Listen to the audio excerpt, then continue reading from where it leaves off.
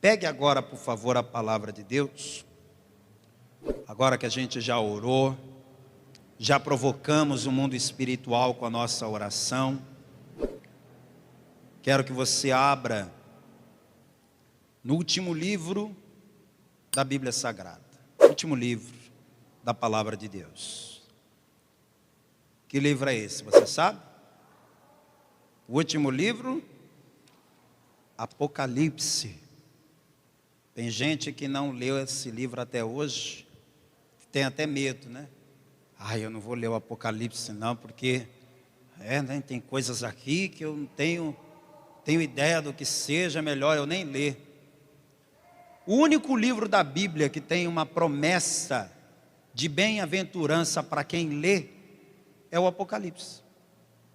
Está lá escrito, bem-aventurado aquele que lê as palavras que estão nesse livro. Você não tem que ter medo de ler o Apocalipse. É claro que muita coisa que você ler o Apocalipse, você não vai entender mesmo. Pode ter certeza que muita coisa que você lê no livro do Apocalipse, você não vai entender. Isso é normal, se isso está acontecendo ou já aconteceu com você, acontece com muita gente. Eu já vi pastor renomado responder, não me pergunta nada de Apocalipse que eu não sei. Realmente, é um livro cheio de enigmas, mas o Espírito Santo nos revela os mistérios e os segredos da palavra. Apocalipse capítulo 21, para a gente começar, quero ler com você o versículo 7.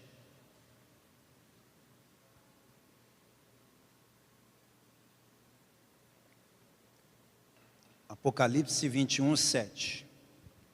Sei que você já está de pé há bastante tempo, mas eu vou pedir para você ficar de pé só o tempo da gente fazer essa leitura desse primeiro versículo, e em seguida você vai sentar.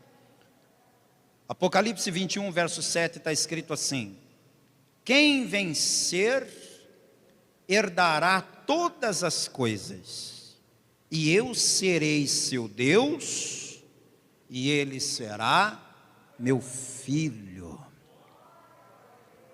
Promessa de Deus para a sua vida. Vou ler de novo.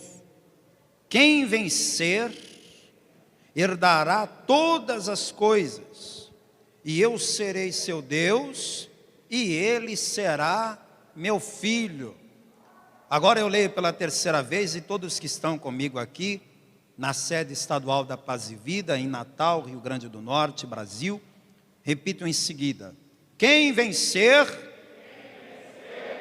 com voz de vencedor agora, vamos lá. Quem vencer, herdará todas as coisas, e eu serei seu Deus, e ele será meu filho. Você crê que Deus vai falar conosco hoje? Então desocupe as mãos e vamos aplaudir bem forte a palavra de Deus. Vamos dar a melhor salva de palmas possível para esta palavra. E enquanto você aplaude, abra sua boca e diga glória a Deus. Aplauda e diga glória, glória, glória ao teu nome, Senhor. Oh Pai querido, Deus amado e todo-poderoso, olha que coisa linda esse povo te aplaudindo e te glorificando. Abre o céu agora, recebe esse louvor, recebe esse aplauso, recebe essa adoração. Pai querido, vem falar conosco. Revela-nos a tua palavra. Envia esta palavra com poder e autoridade, e que a tua palavra vá e produza resultado, em nome de Jesus. Amém. Diga amém, Jesus. Glória a Deus. Pode sentar, por favor. Agora que sentou, não levanta, viu?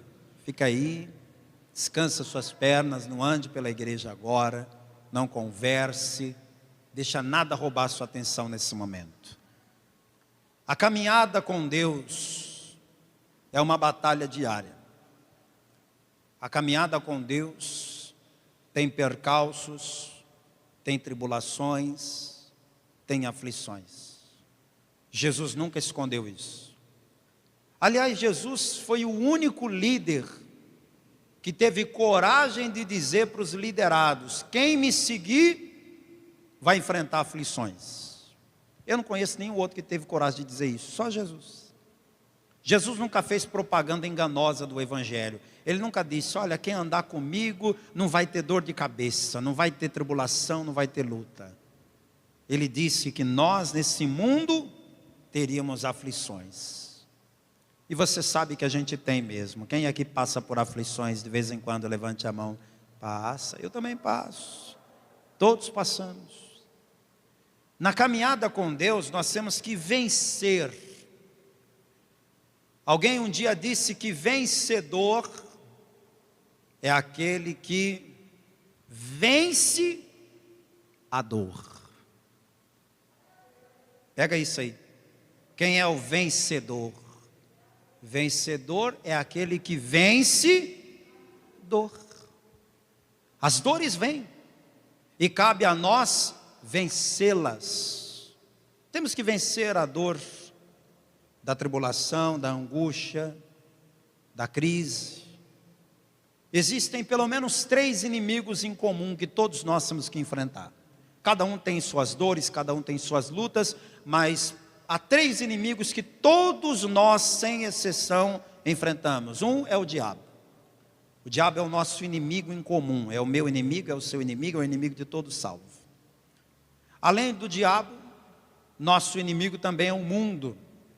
Porque o mundo jaz no maligno. Quem controla esse sistema corrompido do mundo é o maligno, é o diabo. E quando eu quero amizade com Deus, eu estou me declarando inimigo do mundo. E se eu fizer amizade com o mundo, eu estou fazendo inimizade com Deus. Então é assim, o mundo é o nosso inimigo. Mas também há um outro inimigo que eu vejo todos os dias. Todas as vezes que eu olho no espelho, ele me olha de volta. Esse inimigo você também vê todos os dias. Você olha no espelho, ele olha de volta. Você pisca, ele pisca de volta. Você ri, ele ri de volta. Que inimigo é esse, hein? Esse inimigo é você mesmo. Dentro de mim, disse Paulo, não habita bem algum. Porque o bem que eu quero fazer, eu não faço. E o mal que eu não quero fazer, eu acabo fazendo. Então o que é isso? É uma natureza humana pecaminosa que habita dentro de mim, que não quer que eu faça as vontades de Deus. Já parou para pensar que quando você pensa em pegar a Bíblia para ler, parece que algo dentro de você diz que não? Quando você pensa em dobrar os joelhos para orar, parece que algo diz que não. Você pode estar sozinho em casa. Você diz: eu vou dobrar o meu joelho ali no pé da cama para orar. Há um protesto interior dizendo: não, orar não. Não, ir para a igreja não. As coisas que Deus quer que a gente faça, a nossa carne não quer que façamos. Então é um inimigo em comum. O diabo, o mundo e a carne. Mas a palavra de Deus promete bênçãos para aqueles que vencerem. Se você conseguir vencer os ataques do diabo, se você conseguir vencer esse mundo pecaminoso em que vivemos, e se você conseguir vencer a sua própria carne, você vai ter muitas recompensas da parte de Deus. Porque o nosso esforço em Deus não é em vão, amados. Nesse mundo um atleta se esforça muito. Por exemplo, nas Olimpíadas, alguém viu um pouquinho das Olimpíadas que passou? Alguém viu um pouquinho? Pois é, as Olimpíadas aconteceram, e aí quando a gente vê aqueles atletas se esforçando assim ao extremo, naquelas modalidades, poxa, tem modalidade que a gente vê nas Olimpíadas que dói as costas só de assistir, ou não é? A gente vê aquele pessoal saltando com vara daquela altura, a gente vê aquelas moças se contorcendo naquelas coisas, a gente fica pensando: meu Deus, imagina como é que é o treinamento disso. Imagina, aquele pessoal correndo, mas correndo como um foguete. Imagina como é o treinamento daquilo. Aí você fica pensando: o que é que leva uma pessoa a se sacrificar tanto numa competição esportiva? que eles querem? Qual é o objetivo deles? É a medalha, não é? Todo atleta olímpico treina o ano todo, treina a vida inteira, se for preciso. E o que o atleta olímpico quer? A medalha de ouro. É isso que eles querem. O que um boxeador quer? Ele se esforça, se sacrifica, e o que ele quer? Ele quer o cinturão. O que um corredor, um piloto de Fórmula 1 ou qualquer outro tipo de corrida quer? Ele quer subir no primeiro lugar do pódio. Ou seja, aqui nesse mundo, toda batalha oferece uma recompensa. E será que com Deus é diferente? Veja comigo na palavra do Senhor, por favor. Segunda carta de Paulo a Timóteo, nós vemos Paulo falando com seu filho na fé, nos seus últimos momentos de vida. Isso que você está lendo agora comigo em 2 Timóteo capítulo 4, são as últimas palavras de Paulo. As últimas palavras que ele disse para alguém, porque ele morreu sozinho. Mas as últimas palavras que ele pôde dizer para alguém é 2 Timóteo capítulo 4. E quando Paulo enfrenta a morte, ele não vê a morte como uma derrota. Ele não se sente derrotado, mas ele se sente como um vencedor. E olha o que ele diz aqui, 2 Timóteo 4:8. Desde agora, a coroa da justiça me está guardada, a qual o Senhor, justo juiz, me dará naquele dia. Aleluia. Em outras palavras, Paulo está dizendo, eu vou morrer, mas eu tenho certeza que lá na glória tem uma coroa de justiça esperando por mim. Essa é a motivação, né? A motivação do cristão nessa luta da caminhada com Deus tem que ser pensar nisso. Aqui nesse mundo eu posso passar tribulações, aflições e angústias, mas tem uma coroa de glória preparada para mim. Porque o mesmo versículo em que Paulo diz, há uma coroa de justiça preparada para mim, falando dele especificamente, no mesmo versículo ele fala que essa mesma coroa também está disponível para todos os cristãos que amarem a vinda de Cristo. Veja a parte B. E não somente a mim, mas a todos que amarem a sua vinda. Quer dizer que tem uma coroa de justiça para você também. E você só vai receber esta recompensa se você vencer. Por isso eu quero que você receba essa palavra no teu coração. Não desista, não pare, não abandone a caminhada, porque a recompensa não é para quem começa, a recompensa é para quem termina.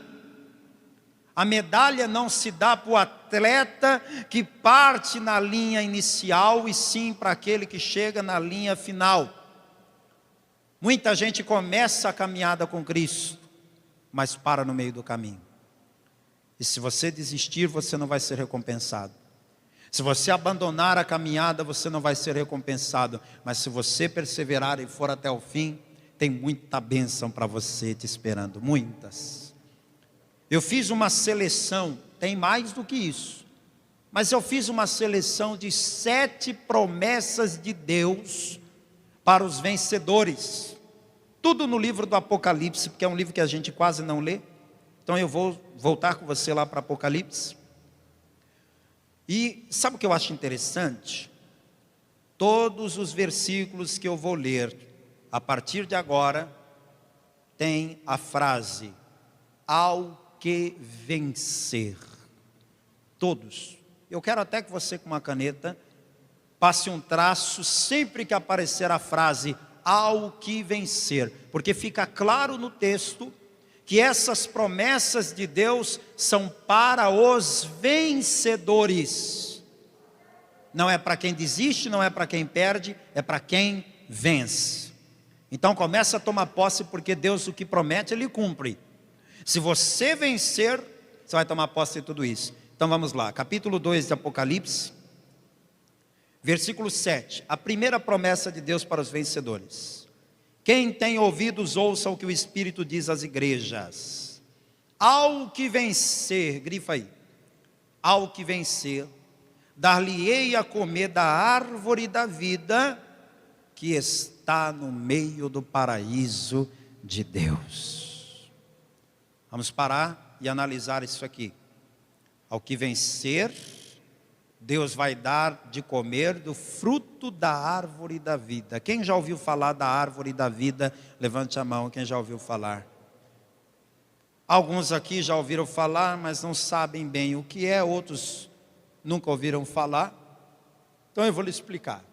Quando Deus fez o homem, Deus o colocou para morar num lugar de delícia chamado Éden.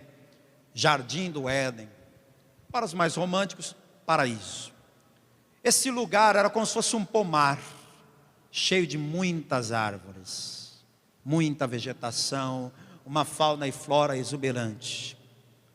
Deus não diz na sua palavra o nome de todas as árvores que tinha no jardim. Se Deus tivesse dito, a Bíblia seria um livro de botânica, né? De tanta árvore que tinha lá.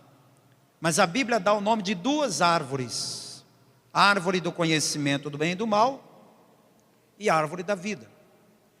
A árvore que o homem não podia comer era a árvore do conhecimento do bem e do mal. Mas a árvore da vida não era proibida. A árvore da vida era liberada. O homem e a mulher podiam pegar do seu fruto e comer quantas vezes quisessem. E qual era o bom da árvore da vida? É porque, como já sugere o nome, a árvore da vida gera em quem ingere o seu fruto, vida.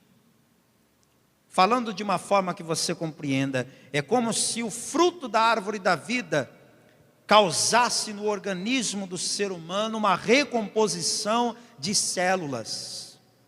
Quem comia aquele fruto não morria, não morria. E essa estratégia de Deus de colocar o homem num lugar que tinha a árvore da vida foi exatamente essa. Deus queria que o homem vivesse eternamente. Então Adão comia daquele fruto todo dia. E ao invés de acordar se sentindo mais velho, mais cansado, ele acordava, se sentia mais renovado, mais revigorado, porque ele comia do fruto da árvore da vida. A Eva estava todo dia mais bonita, todo dia mais jovem, todo dia mais de bem com a vida, porque era uma recomposição de células que acontecia todos os dias.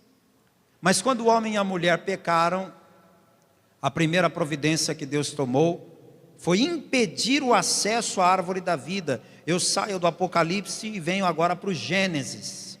Saio do último livro e venho para o primeiro para te mostrar que Deus impediu o ser humano, agora que é pecador, de comer do fruto da árvore da vida. Gênesis capítulo 3, versículo 22. Então disse o Senhor Deus: eis que o homem é como um de nós, sabendo o bem e o mal. Ora, pois, para que não estenda a sua mão e tome também da árvore da vida, e coma e vive eternamente, o Senhor Deus, pois, o lançou fora do jardim do Éden, para lavrar a terra de que fora tomado. E havendo lançado fora o homem, pôs querubins ao oriente do jardim do Éden, e uma espada inflamada que andava ao redor para guardar o caminho do quê? Da árvore da vida. Deus não pegou um machado e cortou a árvore da vida. Deus colocou anjos, querubins, com a espada na mão, impedindo que o ser humano acessasse a árvore. Desde esse dia, nunca mais o ser humano viu a árvore da vida, nunca mais o ser humano comeu do seu fruto. Quem está entendendo a mensagem até aqui, levante a mão. Só que lá no Apocalipse, Deus fez uma promessa, capítulo 2, versículo 7. Deus falou que aquele que vencer vai ter acesso novamente à árvore da vida. E o detalhe do versículo 7 diz que a árvore da vida está no meio do paraíso de Deus. Não diz a árvore esteve ou estava. diz a árvore da vida que está no meio do paraíso de Deus.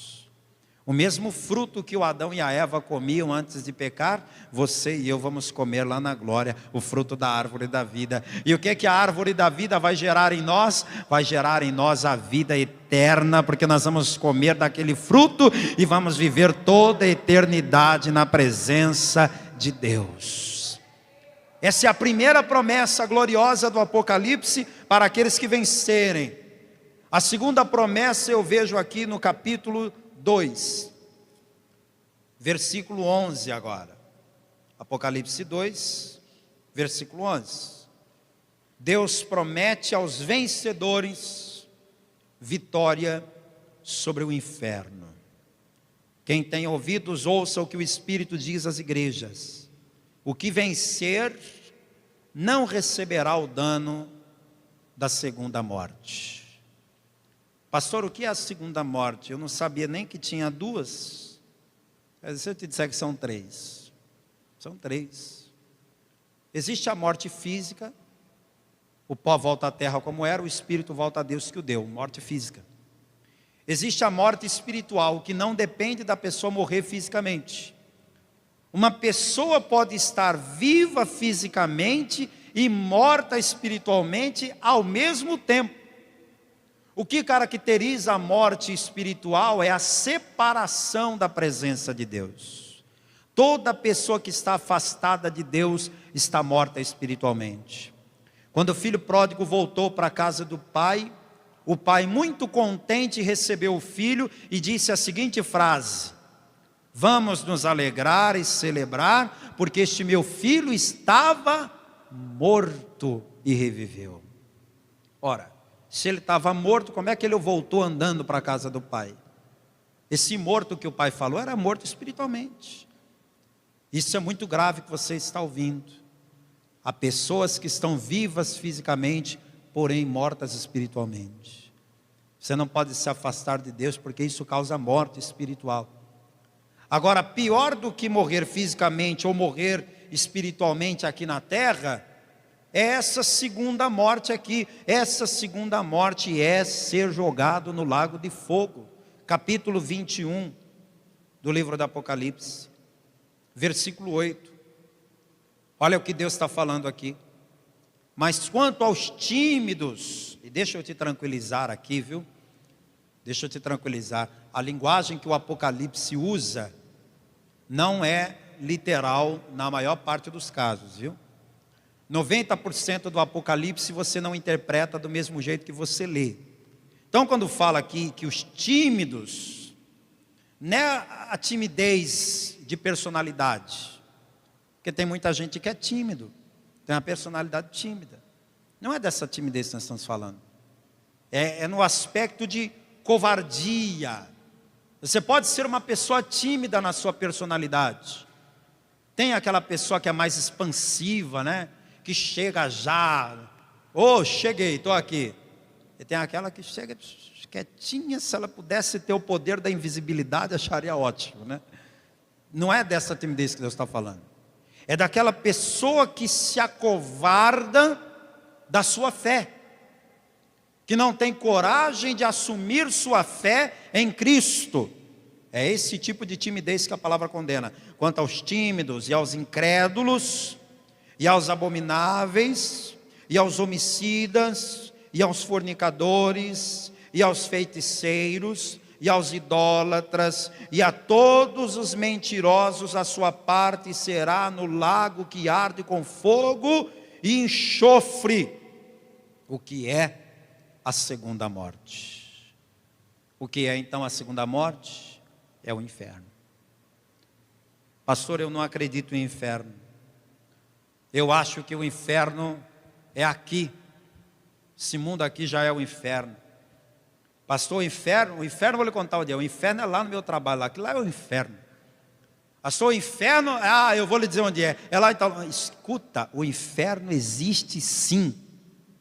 Existe. Não duvide da palavra de Deus. Quando Deus na sua palavra anuncia a respeito da segunda morte, está falando do inferno, e você pode até não acreditar. Ninguém é obrigado a acreditar em qualquer coisa que não queira. Mas você que acredita na palavra de Deus tem que aceitar o fato de que o inferno existe sim. Tudo bem, pastor, eu até acredito que o inferno existe, mas eu já não consigo acreditar que Deus, que é amor, vai lançar alguém no inferno. Aí já é demais. Abra comigo então no Salmo 9, verso 17. Abra aí. É muito provável que um dia você ouça alguém dizer isso para você: inferno não existe, Deus não vai mandar ninguém para o inferno. Isso é a conversa de pastor que está querendo aterrorizar você, para você não sair da igreja.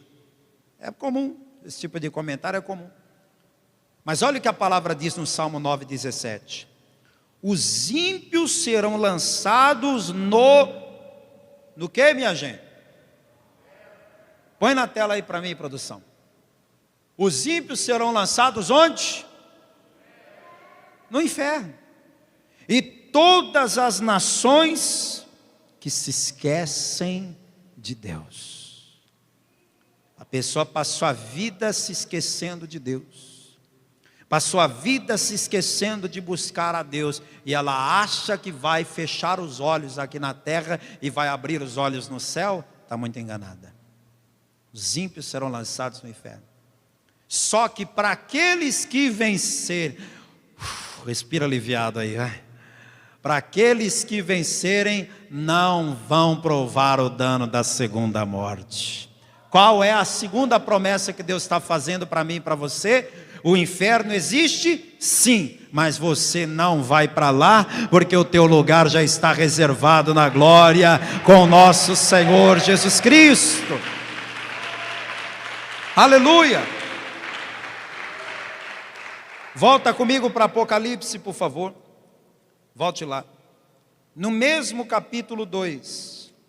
Agora veja o versículo 17. A terceira promessa que Deus faz para aquele que vencer. Quem tem ouvidos, ouça o que o Espírito diz às igrejas.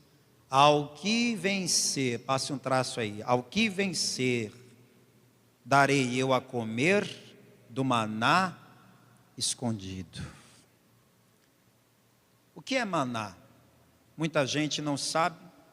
Depois, com o tempo, eu quero que você leia Êxodo 16. Êxodo capítulo 16. Aí você vai entender tudo que eu vou te explicar aqui em poucas palavras. O povo de Israel saiu do Egito e foram em direção a Canaã. Era uma massa humana tão gigantesca que a palavra diz que só de homens eram 600 mil. Todo lugar que tem muito homem, geralmente tem o dobro de mulheres. Já reparou? Se tivesse 50 homens, tem 100 mulheres. Pode ter certeza. Olha aqui na igreja. Dá uma olhada aí, ó. A quantidade que tem de homens tem o dobro de mulheres.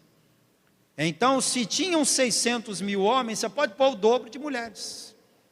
E onde tem homens e mulheres, tem crianças. Há uma reprodução. Não havia método contraceptivo, então as mulheres daquela época tinham uma criança atrás da outra, quando não vinha duas ao mesmo tempo.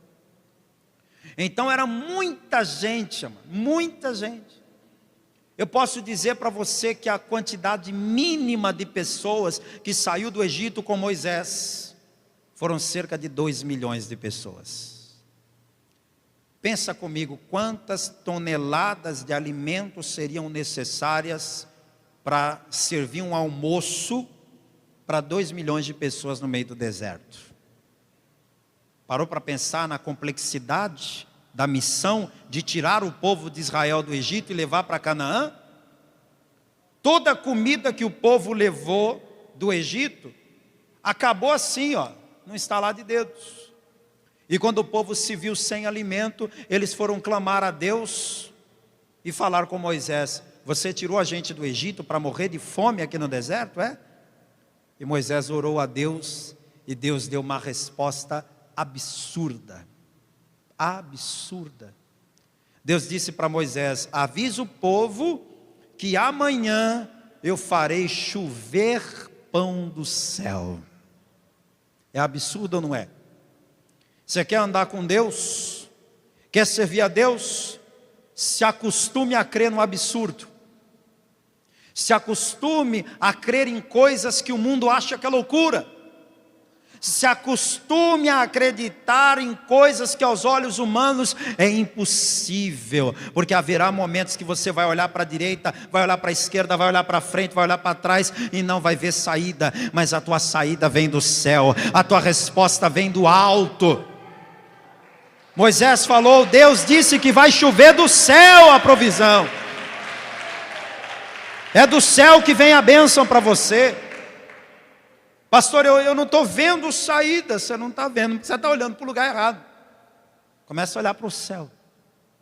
O salmista disse, eleva os meus olhos para os montes. Para onde é que fica o monte? Como é que faz para olhar uma montanha? Leva os meus olhos para os montes, de onde me vem o socorro. O povo foi dormir engasgado com essa. Capaz que amanhã vai ter pão do céu. O Moisés quer achar que a gente é bobo, né, para acreditar numa dessa. Só que quando eles acordaram de manhã, o chão estava forrado. Dá um glória aí, gente. Forrado. E o povo olhou aquilo e falou, que é isso? Por isso que a palavra chama maná, porque maná em hebraico, a tradução literal é, que é isto?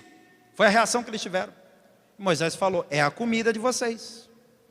Pega uma bacia, ajunta o necessário para cada um comer e leva o forno. Aí as mulheres pegaram bacias, apanharam aquilo, amassaram, colocaram no forno e comeram. A Bíblia diz que tinha gosto de bolos de mel. E era um alimento tão maravilhoso, que você dava aquilo para as crianças comiam aquele maná e cresciam fortes e saudáveis. Os homens adultos, que precisam de muito alimento para ter força para o trabalho, comiam aquele maná e tinham força. As mulheres comiam aquele maná e geravam filhos e tinham gravidezes sem nenhuma dificuldade. Os idosos comiam maná e não tinha ninguém reclamando de artrite, artrose, reumatismo, nada disso aí. Era uma bênção. Quanto tempo eles comeram do maná? 40 anos, até chegar em Canaã. O dia que eles chegaram em Canaã, Deus falou assim, a partir de hoje não tem mais maná. Vocês vão plantar e colher o fruto e vão comer aí. Desde então ninguém nunca mais comeu maná. Mas pensa comigo, onde é que o maná era fabricado? Era no céu. Ele descia do céu, as pessoas só levavam ao forno, mas a coisa já vinha pronta. O que Deus está prometendo no Apocalipse? Veja de novo aqui, versículo 17. Ao que vencer, darei eu a comer do maná escondido. Se você vencer as tribulações desse mundo, você vai chegar na glória. E além de comer do fruto da árvore da vida, você também vai comer desse maná que sustentou o povo de Israel no deserto. Esse mesmo versículo 17 me revela uma outra promessa. A quarta promessa, olha o que diz. Versículo 17, parte B. E dar-lhe-ei uma pedra branca, e na pedra um novo nome escrito, ao qual ninguém conhece, senão aquele que o recebe. Diga, eu receberei um novo nome. Está escrito na palavra e eu acredito.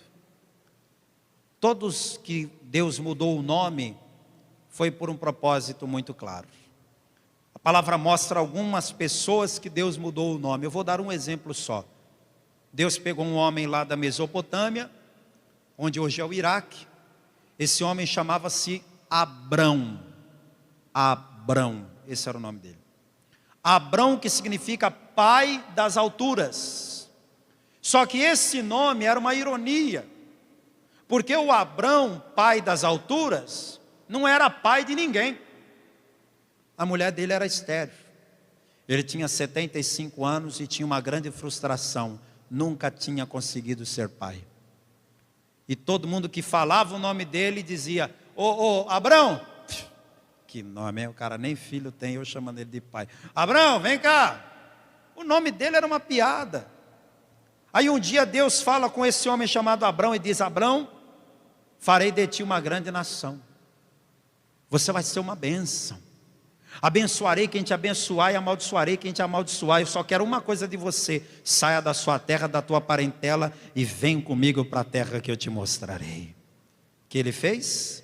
Ele creu em Deus e obedeceu. O que Deus fez com ele? Deus mudou o nome dele de Abrão para Abraão. E o que significa Abraão? Pai de uma multidão de nações. Hoje, todos os cristãos do mundo são descendentes espirituais de Abraão. Todos os judeus do mundo são descendentes de Abraão. Todos os árabes do mundo são descendentes de Abraão. Abraão se tornou o maior pai da terra, o maior pai de todas as descendências. Deus mudou a história dele. Deus não muda o nome de alguém por capricho. Esse nome é feio, vou te dar outro mais bonito. Deus muda nomes de pessoas com quem Ele quer construir uma nova história. Talvez a sua história nesse mundo tenha sido até aqui uma história de tristeza, de dor, de sofrimento.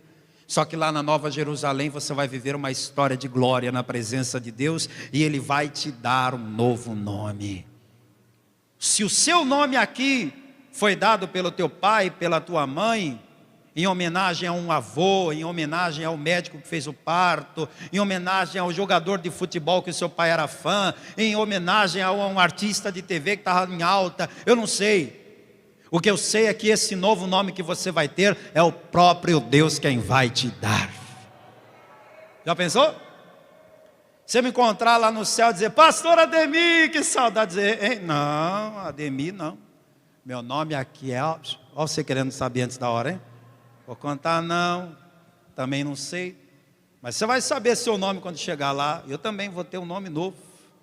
Está gostando de saber dessas coisas? Isso é para quem vencer, viu? Só para os vencedores. Vamos comigo aqui para o capítulo 2, versículo 26.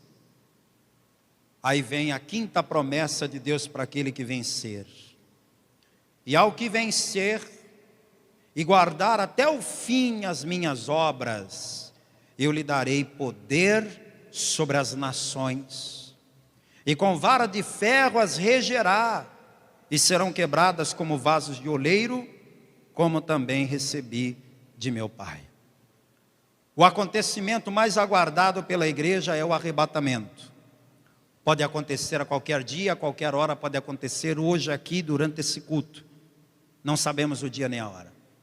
O fato é que quando o arrebatamento da igreja acontecer, a igreja vai subir, e imediatamente após a igreja subir, o caminho fica livre para o anticristo aqui na terra. Aí vai começar um período que a Bíblia chama de grande tribulação. Se você acha que esse tempo de pandemia que nós estamos vivendo está ruim, você não faz ideia do que vai ser a grande tribulação. A palavra diz que nunca se viu e nunca se verá um tempo tão trabalhoso e difícil como o período da grande tribulação. E Cristo vai estar na glória com a igreja. Eu não vou estar aqui na grande tribulação. Diga aí, avisa para alguém do seu lado: nós não estaremos aqui na grande tribulação. A não ser que você faça questão de ficar, aí já é outra história. Você quer ficar? Não, né? Nós não vamos ficar na grande tribulação, nós estaremos na glória. Para nós lá vai ser bodas do Cordeiro, tribunal de Cristo, só maravilha. Só que aqui na terra a coisa vai estar feia. E quando chegar o final dessa grande tribulação, quando o anticristo estiver em tempo de exterminar o povo judeu, Jesus voltará à terra para salvar o povo judeu do extermínio promovido pelo anticristo. E como nós estaremos na glória com Jesus, Ele vai dizer para nós assim: eu estou indo lá em Jerusalém agora, vocês não querem ir comigo? Vocês querem me acompanhar? Você acha que eu vou perder essa? Ir a Jerusalém, acompanhado de Jesus, ainda montado num cavalo branco que voa? Porque é assim que Jesus vai descer. Diz a palavra que Ele descerá nas nuvens dos céus, montado em um cavalo branco, e todo o exército dos santos com Ele. Eu e você, toda a igreja que foi arrebatada, vai descer à terra novamente com Cristo. Isso tudo que eu estou te contando de forma simples está escrito de forma velada no Apocalipse. E quando Jesus descer em Jerusalém, ele vai derrotar o anticristo, derrotar a besta, derrotar o falso profeta, amarrar Satanás no abismo e inaugurar um período de ouro na terra. O período do governo milenar de Cristo. E isso se interpreta literalmente, serão 1000 anos mesmo, em que Jesus vai reinar no mundo a partir de Jerusalém. Vai ser um governo mundial. Cristo governando de Jerusalém, o mundo todo. Só que quando Cristo descer a esse mundo, ele vai encontrar em cada país, em cada cidade, governantes corrompidos, governantes que se renderam ao anticristo. O que Jesus vai fazer? Vai tirar todos eles do poder. Jesus vai tirar todos os presidentes, todos os governadores, todos os prefeitos, todo mundo. E quem ele vai colocar para reinar na terra junto com ele? Eu e você. Por isso que está escrito aqui, olha, que ao que vencer e guardar até o fim as minhas obras, eu lhe darei poder sobre as nações. Aleluia! Coisa gloriosa, gente. Imagina você reinando.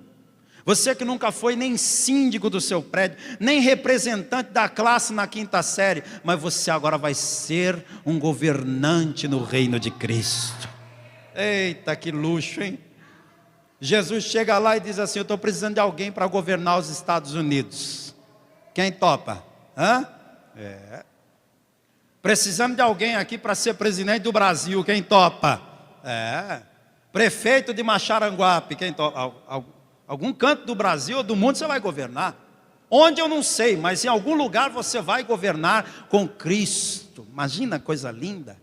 Jesus lá em Jerusalém e você na sua cidade, no seu estado, no seu país, governando, falando com Jesus. E aí, meu filho, como é que estão as coisas aí na tua cidade? Ah, Senhor, aqui está uma maravilha, nunca teve tão boa que a minha cidade. Nós vamos governar com Cristo. Em outras palavras, aqueles que o mundo desprezou, aqueles que o mundo diziam que eram loucos, aqueles que o mundo diz já vai tarde, tomara que suma mesmo todo mundo, vamos voltar à terra e vamos voltar para governar. Quer ver mais promessas na palavra? Apocalipse capítulo 3. Além de poder sobre as nações, capítulo 3, verso 5, promete uma 6ª bênção. O que vencer será vestido de vestes brancas. Vestes brancas representam purificação. Quando você vai a um ambiente onde o profissional trabalha de branco, pode ser uma clínica, um laboratório, um hospital, o que aquilo passa para você? Quando você vê aquele profissional trabalhando de branco, o que você sente? Você fala, o negócio aqui é limpo, é higienizado, você passa essa sensação. O casamento, a noiva pode se vestir da roupa que quiser, da cor que quiser. O estilista faz vestidos de qualquer tecido e qualquer cor, é só pagar. Mas 99% das noivas escolhem se casar de branco. A tradição diz que o casar de branco representa pureza, não é? Quando aqui na igreja nós fazemos batismo, quem já viu um batismo aqui na igreja, ou você batizou aqui na igreja, você vai se lembrar disso. Nós dizemos às pessoas para virem com a roupa que quiserem, mas quando chega aqui diante do altar, a gente dá para todas as pessoas uma veste branca. Não foi assim com você que batizou aqui na Paz e Vida? Quem batizou aqui? Foi assim com você? Veste branca. Por que não é verde, azul, rosa, vermelha? Por que branca? Porque uma veste branca por cima da veste que você já estava vestido. Porque representa o que Deus está fazendo com você. Ele está te dando uma nova veste, uma veste branca, ou seja, purificando você de todos os teus pecados. A palavra diz: os teus pecados eu não me lembrarei mais. Você vai andar na Nova Jerusalém celestial vestido de branco, não haverá nenhuma mancha, ninguém vai poder apontar para você e dizer: você era isso ou você era aquilo, você cometeu esse ou aquele pecado. Lá na Nova Jerusalém todos nós estaremos purificados de todas as nossas iniquidades. Você me vê aqui com esse terno azul ou preto, mas você vai me ver lá na glória vestido de vestes brancas. Eu aqui te vejo com essa roupa que você está aí, mas lá na glória eu vou te ver com vestes brancas. Veja comigo o capítulo 3, versículo 5. O mesmo versículo promete outra bênção. O nome daquele que vencer permanecerá no livro da vida. Veja só: e de maneira nenhuma riscarei o seu nome do livro da vida. Você quer ser salvo, eu tenho certeza que quer. Qual é a condição para você e eu sermos salvos? A condição básica para nós sermos salvos é ter o nome escrito no livro da vida. Quando chegar aquele dia, o Senhor Deus não vai perguntar para sua mãe se você foi um bom filho. Não vai. Tem muita mãe por aí que o filho morreu e ela acha que o filho vai herdar a salvação porque era um bom filho. E a gente respeita a dor de quem está de luto, mas não é assim que funciona. Não é assim. Deus não vai perguntar para a tua mulher se você foi um bom marido. Ainda bem, né? Porque dependendo de alguns casos, a mulher... Deus não vai perguntar para o teu chefe se você era um bom funcionário. Deus não vai perguntar a opinião de ninguém. A única pergunta que Deus vai fazer é para Jesus, que é o dono do livro. Jesus, verifica aí se o nome de fulano de tal está escrito no livro da vida. Imagina que tensão, na frente do mundo inteiro. Literalmente o mundo inteiro de todas as épocas vai estar lá. E o livro vai se abrir e Jesus vai dizer o seu nome. E Ele vai dizer para todo mundo ouvir o seu nome e sobrenome. E aí o Pai vai dizer para você: vinde bendito do meu Pai, possua o reino que está preparado. Que alegria! É por isso que a maior alegria de um salvo é saber que o seu nome está no livro da vida, irmãos. Tem muita coisa nessa vida que nos deixa felizes. A gente fica feliz com o nascimento de um filho. A gente fica feliz com uma conquista material. Comprei um carro, uma casa. Passei na faculdade, fui promovido no trabalho. Sabe, muita coisa nessa vida deixa a gente feliz. Mas Jesus disse em Lucas 10, 20, veja aí comigo, Novo Testamento, Evangelho segundo Lucas, capítulo 10, verso 20, que a maior alegria de um salvo é saber que o seu nome está no livro da vida. Veja isso comigo. Mas não vos alegreis porque vos sujeitem os espíritos, alegrai-vos antes por estar o vosso nome escrito nos céus.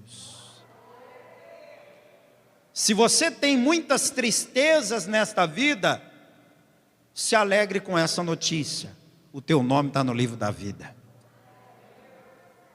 Pastor, mas eu não tenho certeza que meu nome está no livro da vida. Então nós podemos dar um jeito de o seu nome ser escrito hoje ainda. Só você confessar a Cristo como teu Senhor e Salvador. Agora, qual que é a sétima promessa? Aquele que vencer, de maneira nenhuma riscarei o seu nome do livro da vida. Aí eu fiquei preocupado. Quer dizer que existe a possibilidade de um nome ser riscado? Quem também entendeu exatamente isso que eu entendi, levante a mão. Você entendeu direito, e eu também. Existe a possibilidade de um nome ser riscado do livro da vida. Alguém falou para você que uma vez salvo, salvo para sempre? Mentiram para você se te contar essa história. Não é verdade não que uma vez salvo, salva para sempre. Qualquer pessoa que foi salva hoje pode perder a salvação amanhã. É só a pessoa pecar contra Deus e não perseverar que ela perde a salvação. Olha Judas Iscariotes. Quer um homem mais salvo do que Judas Iscariotes? Escolhido por Jesus, no meio da multidão, Jesus escolheu 12. O Judas era um dos 12. O Judas andava com Jesus. Dos 12, o único que tinha cargo de confiança era Judas. Para dizer que ele não era salvo. Só que na última semana de vida se desviou. E alguém aqui tem dúvida de que Judas perdeu a salvação? Alguém tem dúvida? Ninguém tem dúvida disso. Se esse negócio de uma vez salvo, salvo para sempre fosse verdade, então Judas teria sido salvo. E aquele ladrão da cruz? Aprontou a vida inteira, não conheceu o Evangelho. Quando é que ele foi conhecer o Evangelho? Nos últimos minutos da vida dele. Mas se arrependeu nos últimos minutos da vida dele. Mesmo morrendo na cruz, quase sem fôlego para falar, confessou Jesus como Senhor e Rei, foi salvo e no mesmo dia foi para o paraíso. Vai entender Deus. Ele faz a lei, o livro da vida é de Jesus, ele escreve o nome de quem quiser e risca o nome de quem quiser. Moisés foi argumentar com Deus dizendo assim: Deus, o povo de Israel pecou, eles erraram feio. Só que eu quero te pedir que o Senhor perdoe o pecado deles. E olha, se o Senhor não perdoar o pecado deles, risca meu nome do teu livro. Moisés viu cada coisa que você não faz ideia. Moisés viu o livro da vida e viu o nome dele escrito no livro da vida. Moisés não foi qualquer um não. Ele falou: risca meu nome aí desse livro. Sabe o que Deus respondeu para ele? Põe na tela aí, Êxodo 32, 33. Deus falou para Moisés: o Moisés, aquele que pecar contra mim, a esse eu riscarei do meu livro. É séria a coisa. Você que está pensando que porque entregou a vida para Jesus, porque batizou nas águas, porque veio para a igreja, você já está salvo e pode acontecer o que for que você já está salvo, abre teu olho, viu? Abre teu olho. Você que está brincando de servir a Deus, abre o teu olho, viu? Você que está com um pé na igreja e outro no mundo, abre o teu olho, hein? Aquele que pecar contra mim, eu riscarei do meu livro. Agora, se você vencer, de maneira nenhuma seu nome vai ser riscado. De maneira nenhuma. Ao invés do teu nome ser riscado, sabe o que vai acontecer com o teu nome? Volto lá para Apocalipse 3:5 e vou ler a parte C, a parte final do versículo.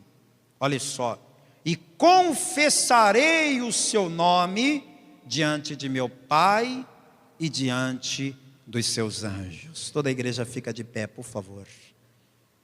O que Jesus está dizendo? Aquele que vencer, eu vou confessar o seu nome diante do meu Pai. Presta atenção, se você confessar o nome de Jesus aqui na terra, em público, o Senhor vai confessar o seu nome em público lá na glória. Aqui na terra você vai confessar em público para 10 pessoas, 50 pessoas, 100 pessoas, quantas pessoas tiverem no culto, você vai entregar a tua vida a Jesus confessando em público. Só que naquele grande dia, Ele vai confessar o seu nome, vai dizer: Ele é meu filho, ela é minha filha, e Ele vai dizer isso na frente do mundo inteiro, de todas as épocas. E ainda tem gente que fica se amarrando na hora do apelo. O pastor faz o apelo, diz: vem para frente, confessa Jesus como teu Senhor, confessa Jesus como teu Salvador. Aí a pessoa bota a mão no bolso, cruza os braços, faz de tudo. Não, eu não vou lá, não, eu não preciso disso. Deus sabe que eu amo Jesus, Deus sabe que eu creio em Jesus, não preciso ir lá confessar. Confessa. Confessa hoje. Fala hoje diante do céu, da terra e de quem mais quiser ver, que Jesus Cristo é o seu único, suficiente, exclusivo e eterno Salvador, porque naquele dia vai ser Ele quem vai confessar o seu nome.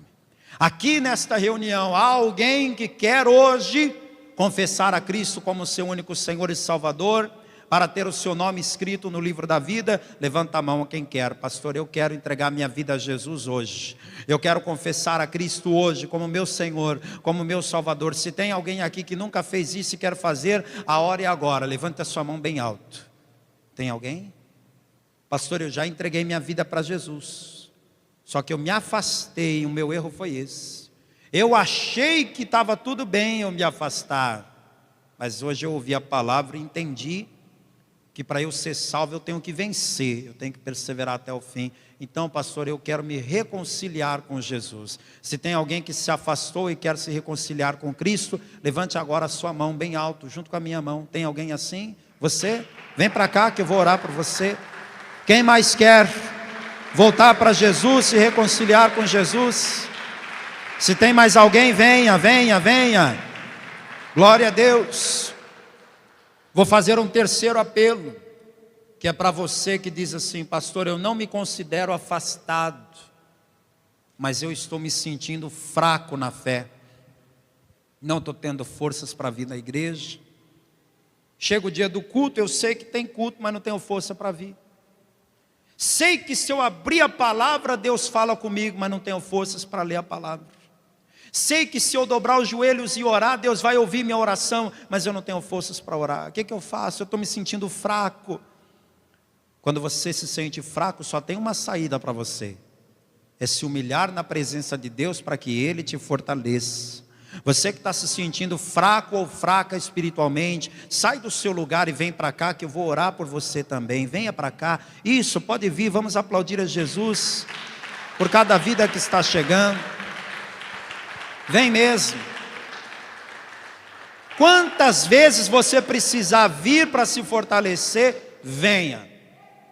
Porque é melhor você se humilhar na presença de Deus e ser fortalecido, do que continuar fraco e levar uma rasteira do diabo. Quem pode ajoelhar, por favor, ajoelhe comigo. Enquanto vocês estão se ajoelhando aqui, deixa eu falar com quem está me assistindo em casa, à distância, pelo YouTube.